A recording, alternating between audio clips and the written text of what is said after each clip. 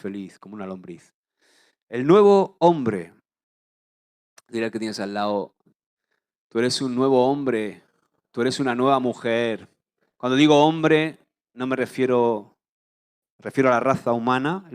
Ahora en esta enseñanza, cuando oigas hombre, no me refiero solamente a un hombre masculino, sino al hombre, ¿no?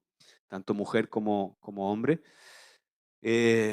Sabéis que acabamos la enseñanza de las cosas viejas pasaron, y aquí todas son hechas nuevas, y hemos aprendido bastante durante estas semanitas, 4 en concreto, y ahora vamos a empezar a estudiar eso nuevo que Dios nos ha dado, que es ese nuevo hombre que nos ha concedido por la gracia de Jesús. Padre, nos ponemos delante de tu palabra, que tú nos hables, Señor Espíritu Santo, usa mis labios, yo me encomiendo a ti, Señor, prepara nuestro corazón para recibir tu palabra, que nos edifique, que nos forme, que forme a Cristo en nosotros, Padre. En el nombre de Jesús, amén. Y amén. El nuevo hombre, la vida en el Espíritu. Dice Efesios 4, 23, 24, renovaos en el espíritu de vuestra mente y vestíos del nuevo hombre, creado según Dios en la justicia y santidad de la verdad. Me gusta porque dice renovaos y vestíos.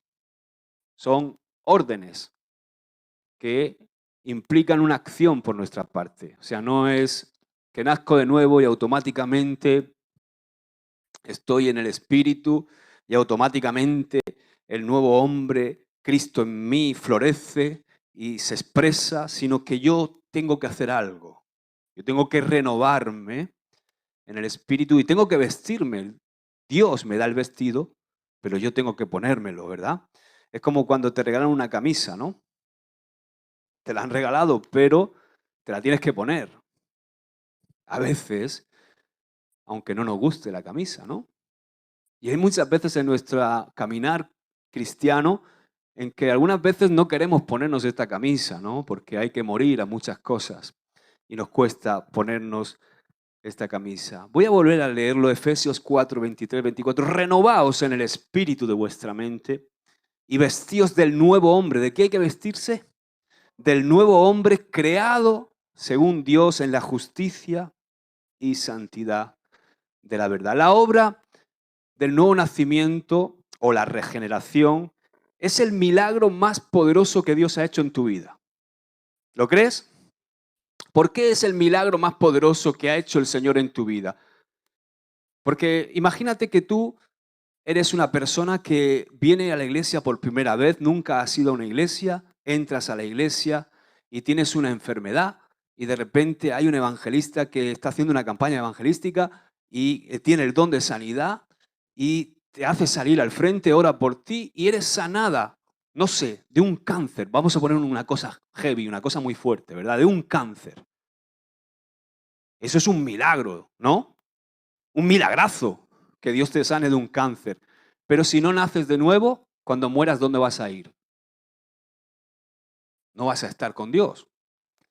Entonces, el mayor de los milagros no es que Dios nos haga un milagro, por ejemplo, de sanidad o un milagro de provisión o un gran milagro en cualquier esfera de nuestra vida. El mayor de los milagros es que Dios, a través de su Espíritu Santo, produzca en mí el nuevo nacimiento.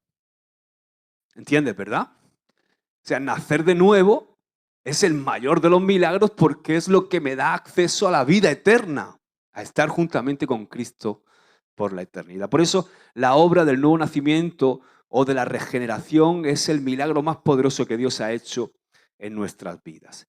Dios hace un hombre nuevo dentro de nosotros. Este nuevo hombre es creado, como hemos leído, según Dios. Lo acabamos de leer ahí en Efesios. Y es creado según Dios.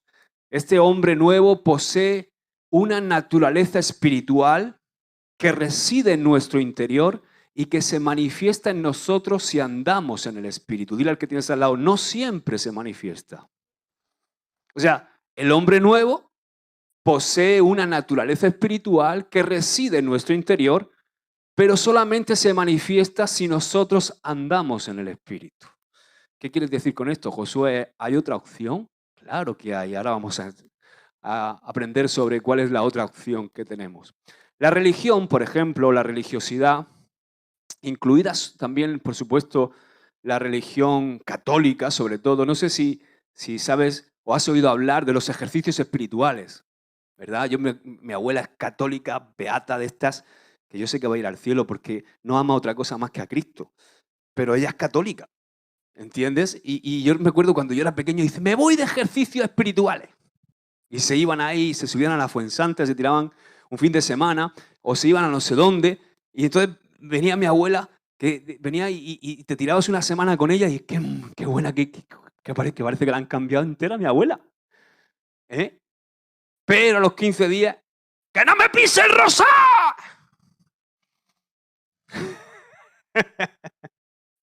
Ya volví a ser mi abuela. Ah, ya está. Abuela, ¿cuándo te vas de ejercicios espirituales otra vez? ¿Verdad? Sí, la religión, la religiosidad, sobre todo la católica, ha tratado en vano, y digo en vano, y cuando digo en vano lo digo bien, ha tratado en vano en esforzarse en ejercicios espirituales intentando reformar la naturaleza pecaminosa. Pero ese intento siempre falla, porque la naturaleza pecaminosa no la puedes reformar. Esa naturaleza no se puede reformar porque está inclinada a lo malo. Ahí he puesto esta foto, ¿no?, de estos que van a entrar en Chirona, ¿no? La naturaleza carnal del hombre no se puede reformar. Dios no reforma nuestra vieja naturaleza. Dios no limpia nuestra vieja naturaleza. Dios nos cambia el traje. ¿Entiendes lo que digo? Fíjate lo que dice Jeremías, Jeremías capítulo 2, versículo 22. Dice, aunque te laves con lejía y amontones jabón sobre ti, la mancha de tu pecado permanecerá delante de mí. Eso es tremendo, ¿verdad? Mira esta imagen. Da igual lo que intentes hacer con tu vieja naturaleza.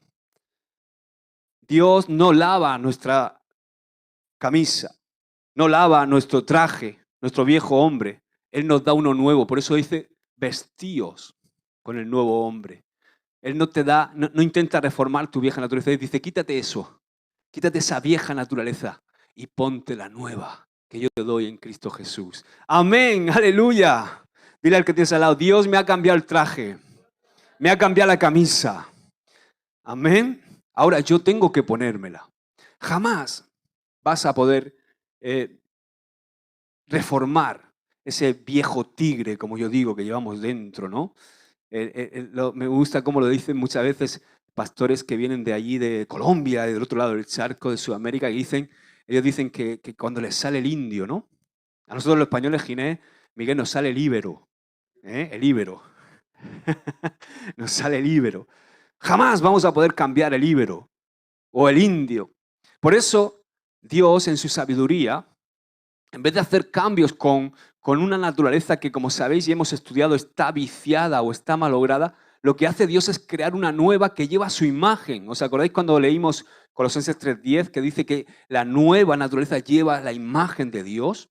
O sea que Él lo que hace es crear una nueva naturaleza con su imagen y la pone en nuestro interior. Una naturaleza en donde mora su espíritu. Dice que somos, 1 Corintios 3:16, que somos morada del espíritu. Amén. Y ya le pertenecemos a Dios.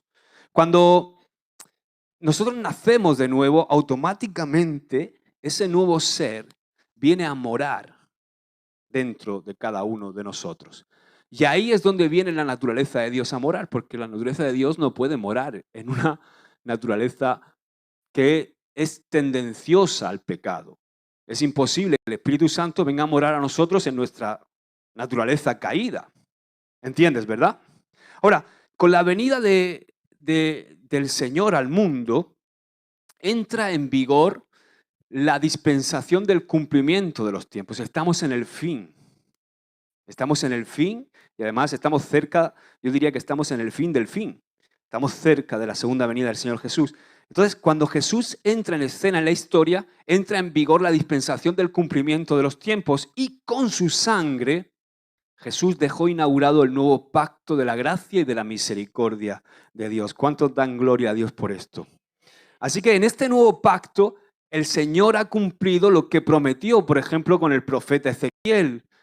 Ezequiel 36, 26 dice, os daré un corazón nuevo y pondré un espíritu nuevo dentro de vosotros. ¿Dónde? Dentro. O sea, es necesario.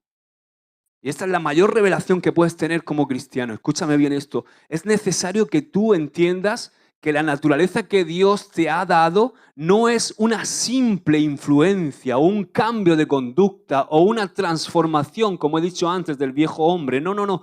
No es una influencia, algo que te influencia desde fuera para que tú hagas o dejes de hacer, o un cambio de conducta, ¿verdad? ¿Has visto que bien empiezan a portarse tus hijos cuando vas a hablar con el tutor? Y se tienen una semana, ¿no? Tienen un cambio de conducta.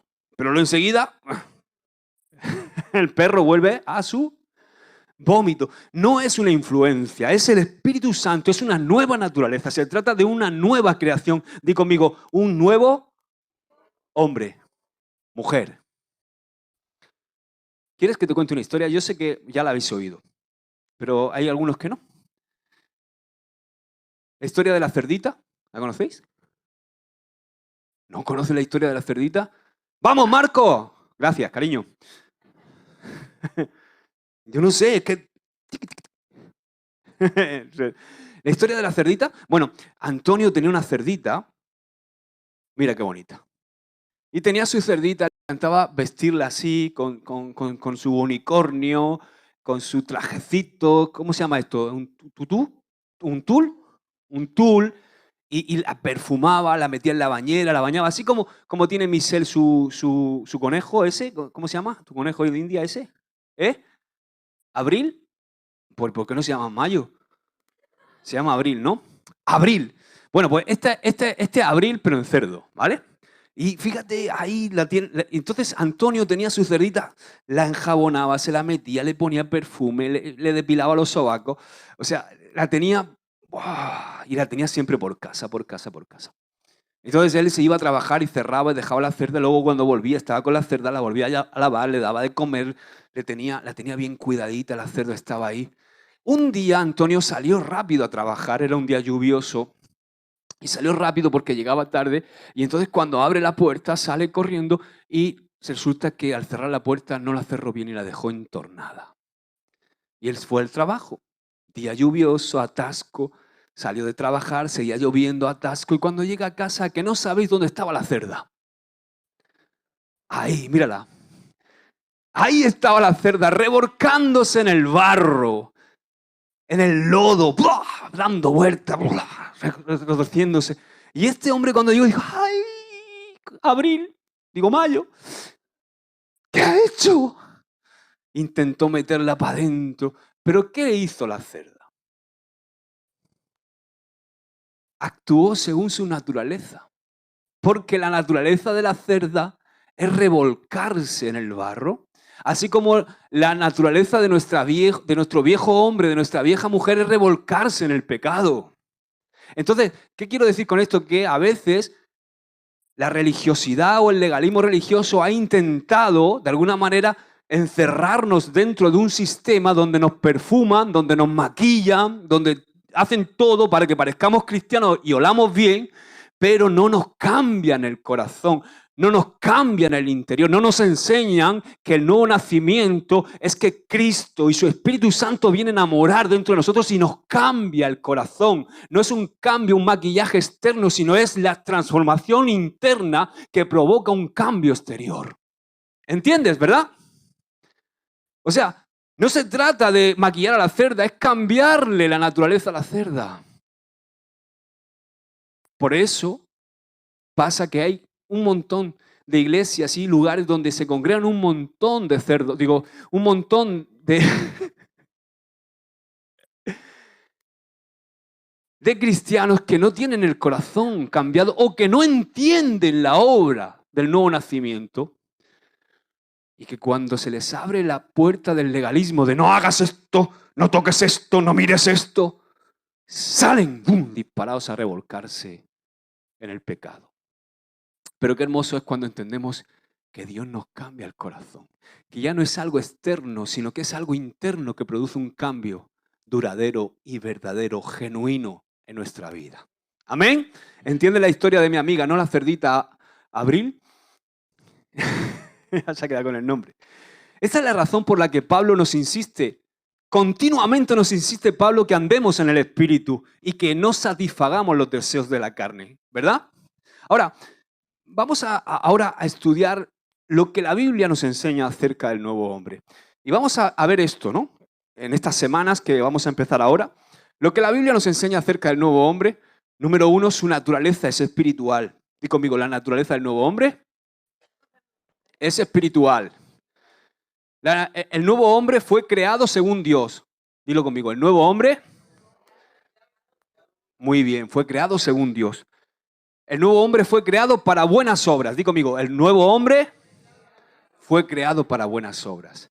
Y el nuevo hombre está dispuesto para las cosas espirituales. Vamos a estar aprendiendo esta semana sobre eso y vamos a empezar por el punto 1, que no sé el tiempo que nos va a llevar porque es quizá el más largo de todos, pero el 1 es la naturaleza del nuevo hombre es espiritual.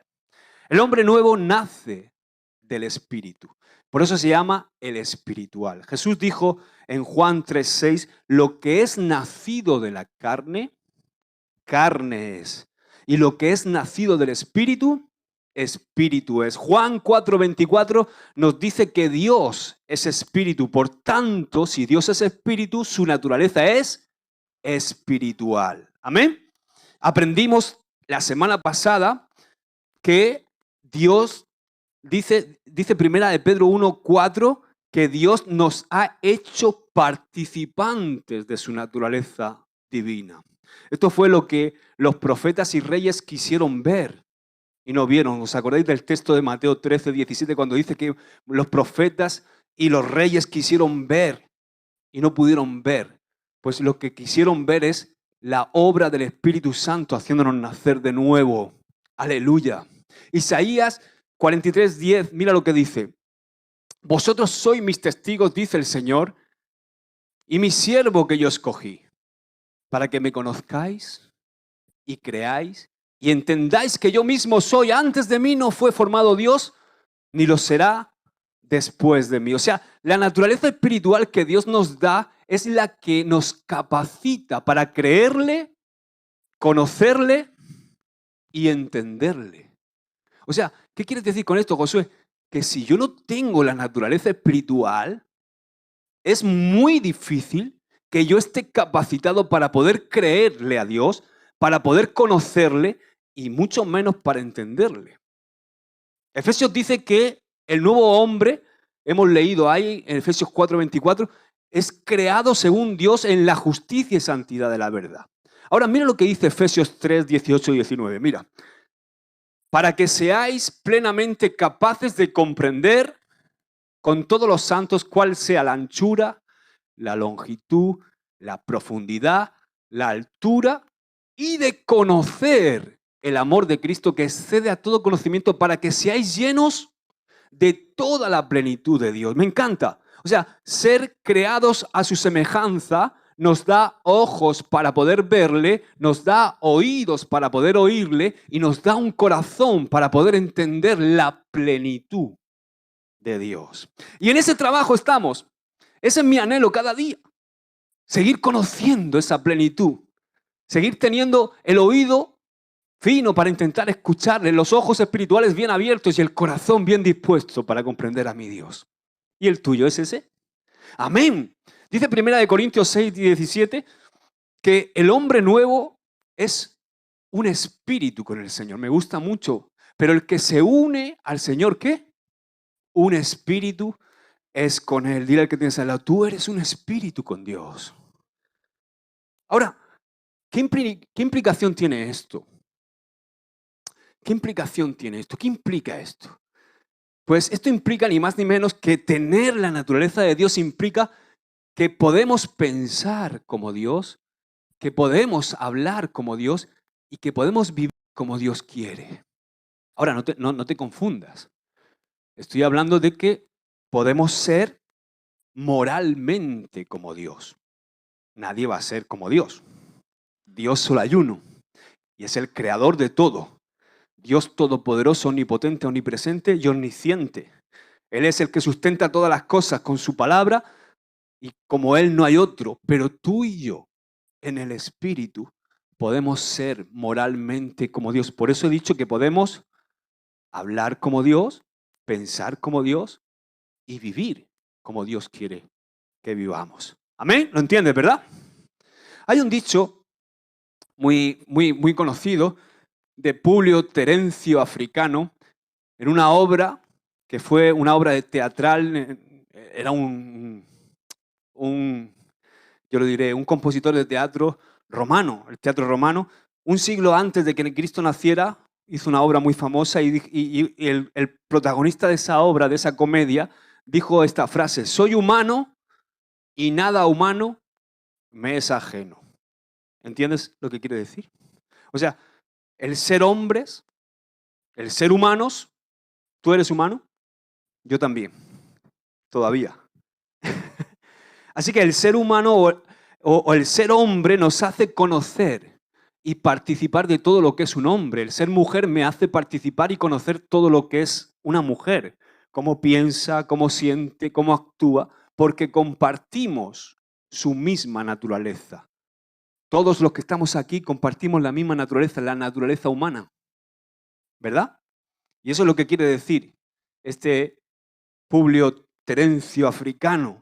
Del mismo modo, y es lo que quiero que tú entiendas, al hombre espiritual nada espiritual es ajeno.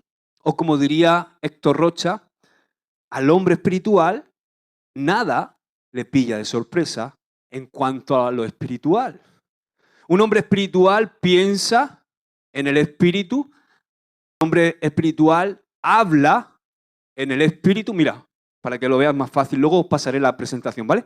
Un hombre espiritual piensa en el espíritu, habla en el espíritu, anda en el espíritu, vive en el espíritu y adora en el espíritu. Luego vamos a aprender cada cosa, ¿verdad? Vamos a aprender qué implica cada cosa, qué implica pensar en el espíritu, hablar en el espíritu, andar en el espíritu, vivir en el espíritu, adorar en el espíritu y dos cosas muy importantes más. Sirve en el espíritu y se ocupa de las cosas del espíritu. Amén. Ahora, en el nuevo nacimiento adquirimos una nueva naturaleza. En consecuencia, poseemos dos naturalezas. Dile al que tienes al lado, porque ya vienes con una naturaleza de serie. Ya nacemos con una naturaleza. Ahora, en el nuevo nacimiento, Dios nos da otra naturaleza, con lo cual tenemos dos naturalezas. Dos naturalezas que están batallando constantemente en nosotros. Una es carnal y otra es espiritual. Hay una batalla que se cierne cada día en tu vida, desde que te abres los ojitos ¡ting! Y pones el pie y metes los pies en las pantuflas. Empieza una batalla entre tu naturaleza carnal y tu naturaleza espiritual. Y a veces, los que estamos casados, empieza bien temprano, porque tienes a otra al lado tuyo, o a otro, que tiene la misma lucha. Y entonces se da la vuelta y dice, ¿no? No, es broma. Eso no me pasa a mí. Dice Romanos 6:16, mira, ¿no sabéis que si os sometéis a alguien como esclavos para obedecerle, sois esclavos de aquel a quien obedecéis, sea al pecado? Recuerda que el pecado es una naturaleza en nosotros, es la naturaleza carnal. ¿Entiendes? Lo aprendimos hace un tiempo, hace un par de semanas. O sea, ¿no sabéis que si os sometéis a alguien como esclavos para obedecerle, si sois esclavos de aquel a quien obedecéis, sea al pecado para muerte, sea de la obediencia para justicia? O sea, si andamos en la naturaleza adánica, en la naturaleza carnal, nuestros pensamientos serán carnales. Y nuestro fin, dice la palabra, que es la muerte. Romanos 8:6 dice, porque el ocuparse de la carne es muerte, pero el ocuparse del espíritu es vida y paz. O sea, si andamos en nuestro hombre espiritual, vamos a tener vida y paz. ¿Cuántos quieren eso? En un mundo donde no hay vida, y no hay paz. Ahora, yo quiero que entendamos algo, porque a veces oímos afirmaciones, yo he oído afirmaciones de que, por ejemplo, sobre todo tratando con jóvenes, dice, pastor, es que es muy dura la vida de un cristiano.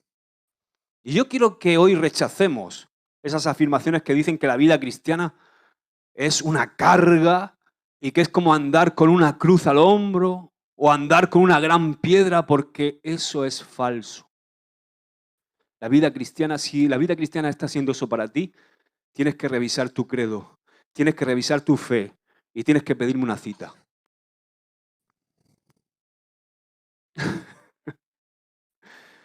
Porque la vida cristiana no es una gran cruz al hombro arrastrando. Oh, tengo que hacer esto, Señor, para ti. Oh, Señor, tengo que ir martes a las 8 allí. Oh, Señor, tenemos que venir a decorar esto. Oh, Señor, tenemos que hacer esto. Me tengo que levantar ahora. Voy a poner chincheta en el suelo para arrodillarme. Eso es falso. La palabra de Dios dice en Romanos 14, 17, porque el reino de Dios no es comida ni bebida, sino justicia, paz y gozo en el Espíritu Santo. Servirle al Señor, vivir en el Espíritu, es paz y gozo. Los que os ocupan del Espíritu viven en armonía y viven en novedad de vida. Y viven felices. Dile al que tiene de lado, viven felices. Así que si ves un cristiano que está sirviéndole a Dios con cara de aguacate y de limón, como el Fari comiendo limones, dile, para. Recuerdo una vez, nunca se me olvidará. Llegó un hermano por allí, no voy a decir su nombre porque ya está con el Señor, yo lo quería mucho. Hay caramelos por aquí. Lo quería mucho a este hermano, pero estaba allí, era un hombre que siempre estaba echando una mano allí en carretera de Alcantarilla, siempre estaba sirviendo en todo, haciendo todo. Y un día llega el pastor Fernando y estaba por ahí él, que esto siempre, claro, que no viene nadie a ayudar y siempre lo tengo que hacer yo y no sé qué, no sé cuántas. Y hace el pastor Fernando, para. Fulano, ven, vete a tu casa. Vete a tu casa. No, pero pastor, es que habla. ¿En qué momento te has quitado el yugo de Cristo? Y el hombre se queda así. Y yo estaba ahí, estaba escuchándolo. ¿En qué momento te has quitado el yugo de Cristo? ¿Por qué dice eso, pastor? Dice, porque el Señor dice que cuando estamos enyugados con Él para servirle, su carga es ligera. ¿Y qué? Su yugo es fácil y su carga es ligera. ¿Por qué? Porque cuando vamos enyugados con Cristo, cuando vamos en el Espíritu, Él es el buey que guía, Él es el buey que nos da la fuerza, que nos da el gozo. No estamos solos nunca. El Señor está con nosotros. Entonces, lo que le quiso decir Fernando, ¿dónde te has dejado el yugo? Vete donde te dejaste el yugo y vuelve a enyugarte con Cristo para poder venir aquí y servirle al Señor con gozo y con alegría y con paz. ¿Amén? ¿Cuántos quieren eso? Estar enyugados con Cristo. ¿Por qué? Porque su yugo es fácil y su carga es ligera. Amén. Dar un aplauso al Señor. Ahora, por supuesto, nosotros los cristianos indiscutiblemente tenemos que luchar contra la carne. Y eso a veces trae conflictos. Pero estas batallas son totalmente diferentes a las que enfrentábamos antes, cuando solamente teníamos la vieja naturaleza. Pero a veces estamos así, ¿no? Como este de la foto, ¿no? Como que nos carga todo esto, el someterme, el servir, el amar. Ya el congregarme lo tenemos por el suelo, ¿no? Y lo del dominio propio y la fe ya, algunas veces están ya que no podemos con todo eso. ¿No te has sentido así a veces? Pues te digo lo mismo que le dijo Fernando a este hombre, y me lo digo a mí también, continuamente también a mi esposa y a mis hijos, enyúgate con Cristo. Porque su yugo es fácil y su carga es ligera. Amén. Aleluya. Jesús dijo en Mateo 10:37, el que ama a padre o madre más que a mí, no es digno de mí. El que ama a hijo o hija más que a mí, no es digno de mí. Y añadió, también expresó esto Lucas 9:62, ninguno que poniendo su mano en el arado mira hacia atrás es apto para el reino de Dios. ¿Qué quiso decir esto? Porque son palabras fuertes, ¿verdad? Lo que quiso decir Jesús es que el que pone sus intereses personales por encima del propósito de Dios no es digno de la salvación tan grande que Jesucristo nos ha dado. O sea, si tú eres una persona que vive aún dentro de la iglesia o aún incluso sirviendo en algunos lugares de la iglesia y estás viviendo por tus intereses personales y los estás poniendo por encima del propósito de Dios, no eres digno de esa salvación. O no soy digno. Si yo caigo en ese error de poner mis intereses personales por encima del propósito de Dios, estoy desaprovechando, estoy desechando esa salvación tan preciosa que Dios nos ha dado. Estoy desechando su yugo, el estar con Cristo. Amén. Dice Mateo 11:12, el reino de los cielos sufre violencia y los violentos lo arrebatan. Di conmigo, hay que ser valiente. Porque hay una lucha constante con tu carne. Hay una lucha contra el pecado. Fight, hay lucha. No estamos en un parque de atracciones. No. Lo hacemos con paz y con gozo porque lo hacemos en el Espíritu y porque la victoria está garantizada cuando estamos en esa área de nuestra vida viviendo en el Espíritu. Pero eso no quiere decir que no haya que luchar. Hay que ser valiente. Y es que atreverse a vivir la verdad en un mundo lleno de mentira es de valientes, ¿o no? Claro que es de valientes. Por eso necesitamos estar y vivir en el Espíritu. Me gusta esta foto, mira. No sé si la puedes ver. Conozco cristianos que, pero antes de entrar a los cristianos, pero fíjate, a veces tenemos que renunciar a nuestro yo para poder vivir en el Espíritu. Tenemos que renunciar a nuestro ego, a nuestro orgullo, al pecado, al chisme, a tantas cosas que tenemos que soltar y renunciar a ello. Pero dile al que tienes al lado, pero eso duele. Duele renunciar a nuestro yo. Duele morir a nuestro yo, a nuestro ego, a nuestro orgullo, al pecado ese recurrente que siempre tenemos ahí constantemente. Cuesta renunciar al chisme, a la murmuración, al hablar de más. ¿Tú conoces cristianos que consideran que la vida cristiana es como un peso? Yo sí. Los he oído hablar muchas veces. Y a veces los he oído hablar con frustración y agobiados, diciendo, ¡ay, hermano, esto es tremendo! Yo me acuerdo que cuando estaba en el mundo no tenía estas luchas. Tenía un montón de amigos, happy power.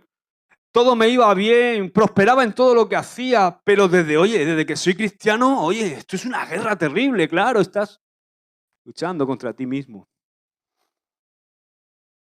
Porque siempre es difícil renunciar a lo que estamos acostumbrados.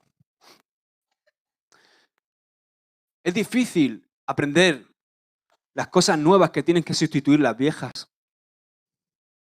No es fácil. Dice un adagio popular que la costumbre hace ley. Pero la palabra de Dios dice que lo que es imposible para los hombres es posible para Dios. Amén. Así que Dios lo ha hecho posible a través del nuevo nacimiento en nuestra vida.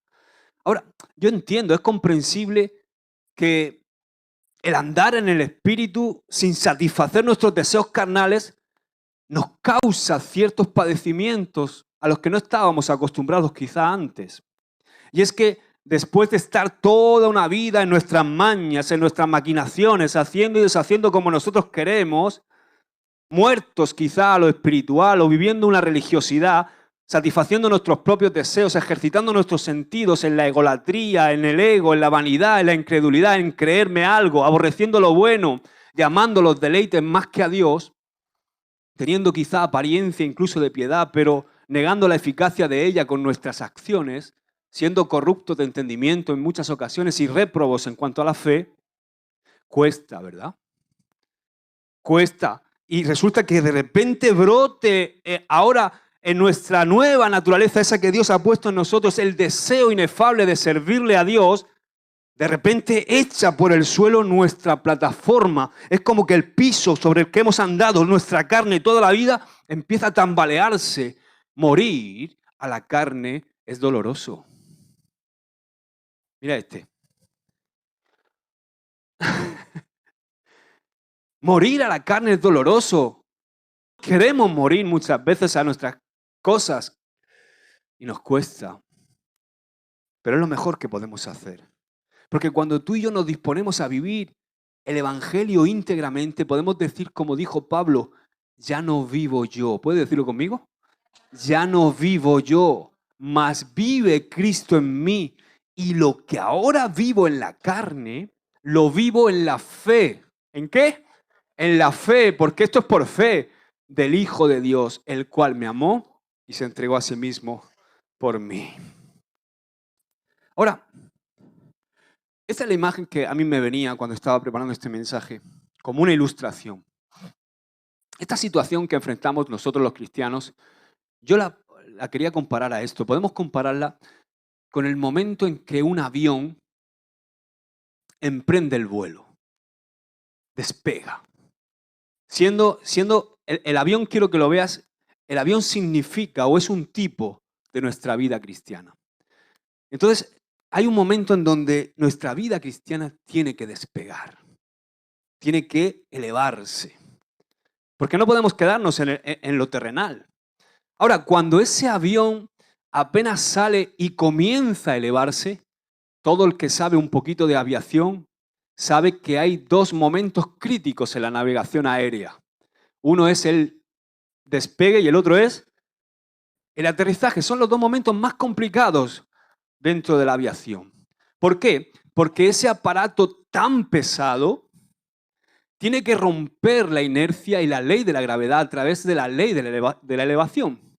Y entonces es cuando el tripulante, el capitán, el piloto, la tripulación acelera las turbinas y los motores a tope para poder despegar. O sea, los motores ahí en ese momento van, no sé si han montado en avión, pero resulta que tú estás ahí en la cola, te pones para salir detrás y sale un avión. Y cuando toca a ti, de repente empiezas...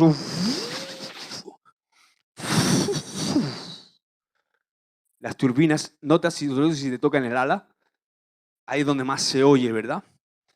Ahora, cuando el avión va volando bajo, por lo menos a mí me pasa, los pasajeros vamos en tensión. Tú estás viendo las casas, estás viendo los tejados. ¿Por qué?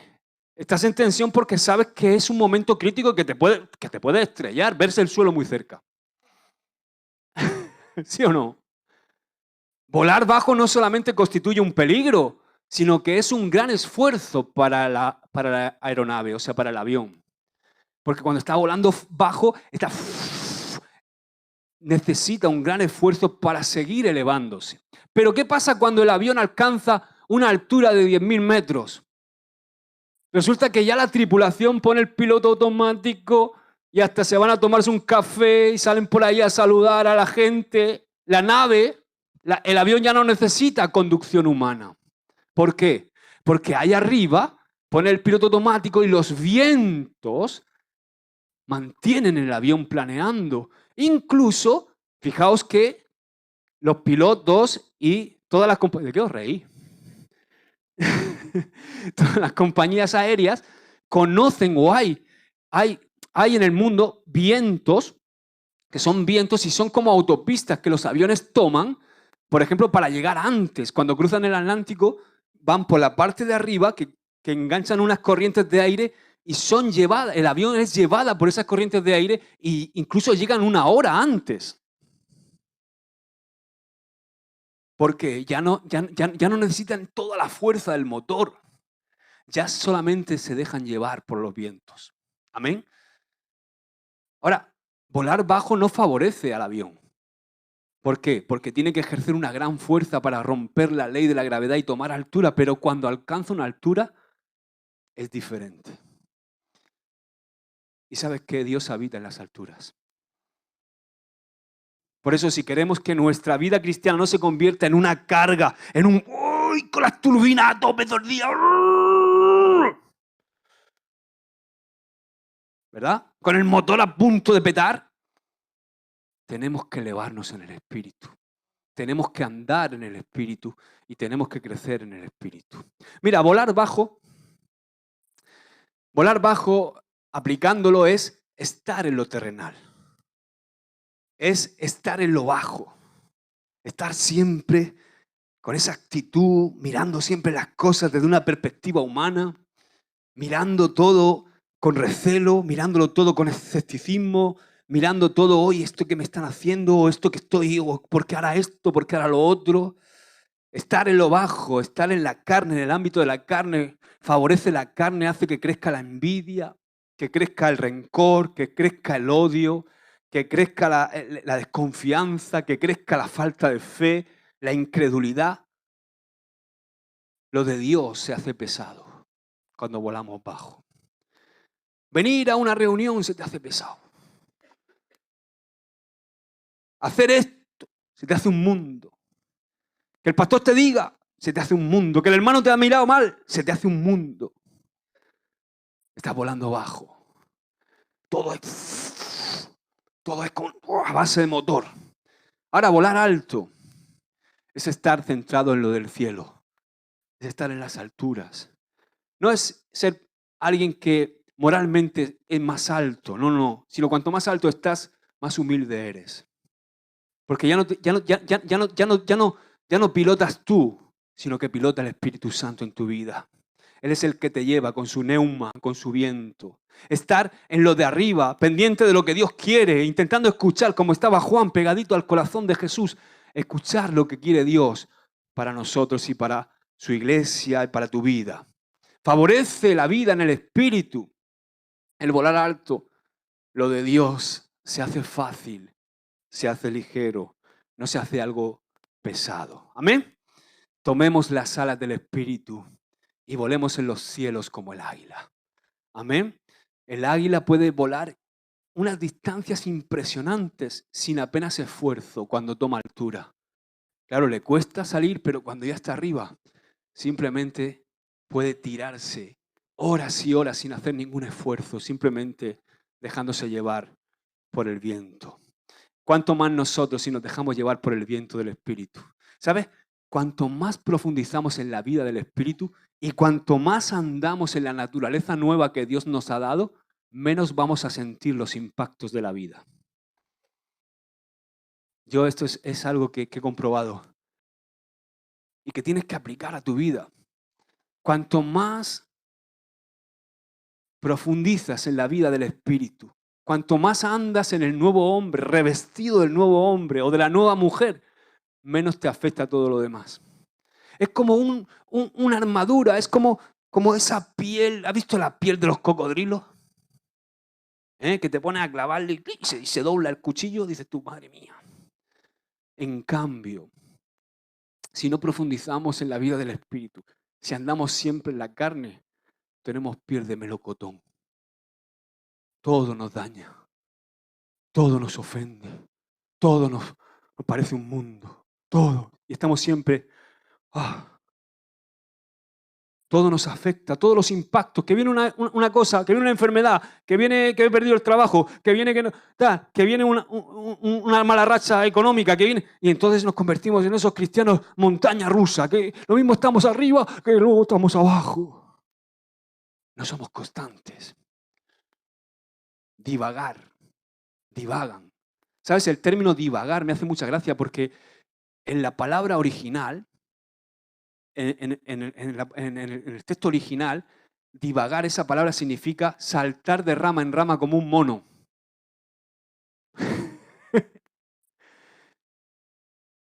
Y dice que los que divagan, el hombre que divaga, dice Santiago, es inconstante en todos sus caminos.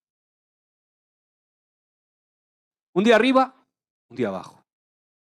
Un día estoy en el espíritu, un día estoy en la carne como los pollos picando.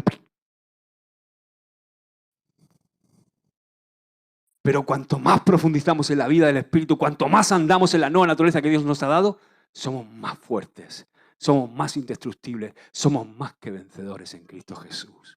Amén. ¿Tú has oído el dicho en victoria? ¿Cómo estás, hermano? Estoy en victoria. Ahora se lleva cada menos eso, pero ¿cuántas veces nos va a pasar eso, no? Cuando yo estaba en el sistema religioso evangélico, digo que estaba en el sistema religioso evangélico porque hubo una ola que vino, que no sé si te acuerdas tú, Ramón, pero cuando estabas malo, tú no podías estar malo, porque estar malo era porque estabas en pecado. Entonces, llegabas con un trancazo como el que tengo yo, parecido al que tengo yo, que voy puesto de ¿cómo se llama eso? ¿De 1 gramo? No sé. Paracetamol de ese 1 gramo. Y claro, tú llegabas ahí con la congestión y llegabas a la iglesia y tenías que ir, madre mía, porque si te quedabas en la iglesia diciendo que estabas malo, ¿qué pecado habrá cometido? No, para estar malo, porque no podemos estar enfermos. No hay virus, los virus se pulverizan. Y entonces, claro, pero también tenemos que saber que el Señor nos sana, amén, y que Él es poderoso para sanarnos y que Él es nuestro sanador. Pero claro, lo que no puede ser es que hagamos una doctrina de algo que te ha funcionado a ti, que es un trato personal con Dios. A lo mejor Dios a ti te sanó de algo muy grande, pero a otro, a nuestro pastor se lo llevó con una enfermedad. Entonces, lo que no puedo hacer es un dogma de un trato personal mío de Dios. Y más si no está sustentado por la Biblia. Ahora, ¿qué pasaba? Que llegaba uno con el trancazo y le decía, ¿cómo estás? Estoy en victoria. ¿Verdad? En victoria. Es muy popular eso entre los cristianos para definir un estado de ánimo, ¿no? Ahora, si entendemos esto que te acabo de decir y vivimos en el Espíritu y vivimos en la nueva naturaleza que Dios nos ha dado y profundizamos en conocer más ese enorme océano que es la vida en el Espíritu, tú y yo vamos a hacer de esa expresión una realidad en tu vida, una realidad en nuestra vida. Y vamos a poder decir con certeza que estamos en victoria, pero no porque tengamos carencia de problemas, sino porque tenemos la fortaleza interior del Espíritu Santo para poder vencer todas esas circunstancias y esos problemas. ¿Entiendes? Amén. Dale un aplauso al Señor. O sea, no es que no vamos a tener problemas, sino que vamos a tener la fuerza del Espíritu dentro de nosotros para poder vencer cada problema. Dice Pablo en 2 Corintios 4, 8, 9, dice, atribulados en todo, mas no angustiados, en apuros, mas no desesperados, perseguidos, mas no desamparados, derribados, pero no destruidos. Y dice el verso 18, no mirando nosotros las cosas que se ven, sino las que no se ven, pues las cosas que se ven son temporales. Son temporales, son pasajeras, pero las que no se ven son eternas. Amados, nosotros los cristianos siempre estamos en victoria, porque Cristo venció y está sentado a la diestra de Dios. Amén. Quiero terminar hoy, la próxima semana seguimos, enfatizando 2 cosas del nuevo hombre. Número 1, es engendrado por Dios. Dice Juan 1:13, los cuales no son engendrados de sangre, ni de voluntad de carne, ni de voluntad de varón, sino son engendrados de Dios. Segundo, es nacido del Espíritu. Dice Juan 3:6, lo que es nacido de la carne, carne es, y lo que es nacido del Espíritu, Espíritu es. O sea, estas 2 cualidades capacitan a nuestro nuevo hombre interior para lo siguiente. ¿Para qué? Para vivir, para andar, para pensar y para ocuparse. Mira lo que dice, para vivir. Mas vosotros no vivís según la carne, sino según el Espíritu. O sea, esta nueva creación que Dios hace en nosotros es la que nos da la vida de Dios. La vida eterna no solamente es algo que va a durar toda la vida o que es eterna en cuanto a su longevidad. ¿Lo he dicho bien? O longitud. Sino es una vida que ya experimentamos. No sé si me entiendes. O sea, que nosotros vivimos por el Espíritu. Esa vida nueva la vivimos por el Espíritu. Dile al que tienes al lado, ya la tenemos. Ahora tenemos que vivirla. Dice, mas vosotros no vivís según la carne, sino según el Espíritu. Ahora, andar en el Espíritu. Andar en el Espíritu y no satisfagáis los deseos de la carne, dice Gálatas 5:16. O sea, andad quiere decir y tiene que ver con nuestro día a día, con caminar el camino que Dios tiene predestinado para nosotros, esas obras por las cuales tenemos que caminar, como dice Pablo. Y entonces, ¿cómo tenemos que andar por encima de esas cosas y de esas obras? En el Espíritu. Pensar. Fíjate lo que dice Romanos 8:5. Los que son de la carne piensan en las cosas de la carne, pero los que son del Espíritu, en las cosas del Espíritu. Nosotros tenemos que pensar. Nuestros pensamientos tienen que estar siempre pensando en las cosas del Espíritu, no pensando en las cosas de la carne. Ay, ay, ay. Si no puedo decir amén, tengo que decir ay. Porque cuánto pensamos y qué rápido pensamos, ¿verdad? Solamente necesitamos un gesto, ver algo y rápidamente nuestra mente, ¡fu! Pero qué bueno es tener la mente de Cristo y sus pensamientos. Ocuparse, porque el ocuparse de la carne es muerte, pero el ocuparse del Espíritu es vida y paz.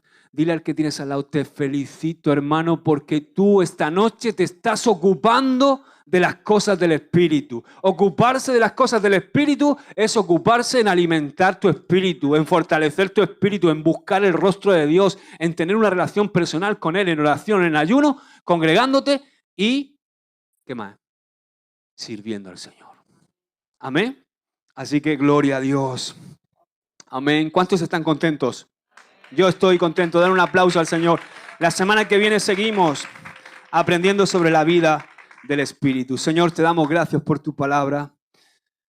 Gracias por estas grandes verdades, Señor, que tanto edifican nuestra vida. Que podamos entenderlas, Señor. Que podamos conocerte, Señor, en plenitud. Que podamos entrar dentro de ese enorme océano que es la vida del Espíritu. Y que no nos quedemos solo en la orilla, Señor, sino que profundicemos, Señor, porque yo sé que es insondable y que nunca vamos a llegar a alcanzar todo el conocimiento pleno, pero qué hermoso es conocerte cada día un poco más. Eso es lo que nos tiene enganchados de ti, Señor. Saber que tú te estás revelando y que vas a seguir revelándote por la eternidad. Yo te bendigo, Señor, y te doy gracias en el nombre de tu Hijo Jesús. Amén. Amén. Nos despedimos de nuestros amigos de YouTube y que Dios te bendiga. Amén.